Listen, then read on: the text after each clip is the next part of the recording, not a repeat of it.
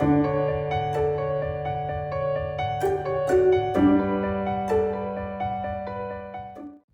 am fascinated by the daily life.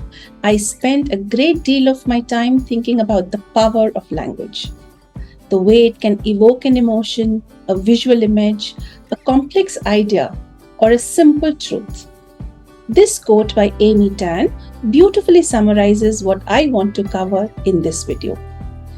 In the last video in the series, we spoke about crafting our body language to have an engaged audience.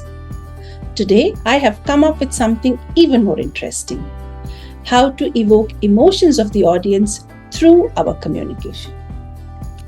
Each one of us wants to get most out of the communication, be it in terms of convincing a team member to put in extra hours, have your partner do the dishes after a lavish dinner, have your manager give you a raise you've been waiting for, getting the audience to get up and give you a standing ovation after a presentation, or simply convince your friend to come to a restaurant that's closer to your place.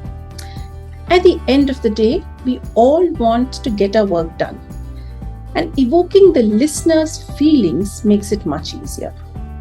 We have to just tap into the right emotions at the right time. If the communication is well designed, it does create a beautiful impact. Now, the key question is, how should we evoke the right kind of emotion from all involved? For that, we have to learn to identify and include aspects in our communication that include both speech and body language. Let us talk through these aspects one by one. First of all, paint a picture for your listener. For that, we will have to paint a picture while conversing. We can achieve this by using a choice of imagery, words, phrases, body language, etc. This is very important for the presenter who is focused on making the desired impact on the listener in order to get the intended results. Second, talk about what's in it for them. These days, no one spends a single minute on a piece of content until and unless there is something in it for them. Therefore, you first need to identify the problem of your audience and specify how your message or product or service or brand or business is going to resolve it for them, be beneficial for them, or is going to make their life easier, etc. And then very subtly reiterate throughout your message all of these benefits to the audience. Simply put, what is in it for them? Last one, but probably the most important one. Tell a story to create an experience for your audience. Take them in for a journey while conveying your message to your audience. Tell them a story, share an experience.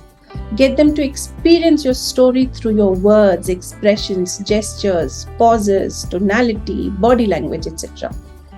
Everybody, including you and me, are likely to forget data, facts, and numbers. How can you be sure that they remember most of it? Through stories, of course. Explain why they should be listening to you. Why should they be using your product or service? Create an experience for them by adding stories that resonate, which in turn increases their likelihood of remembering you, your product, your service, and your story. Oh, you are all now ready for an immense conversation, creating an immense impact on your learner. Let's summarize what we've learned today. Each one of us wants to get most out of a communication, and one way to do this is by evoking the right emotion in our listener.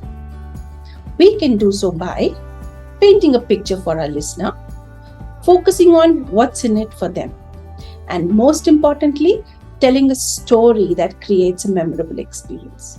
Hope you liked the video. If you did, do subscribe to the channel so you get your alerts when the video is posted next time. Bye-bye.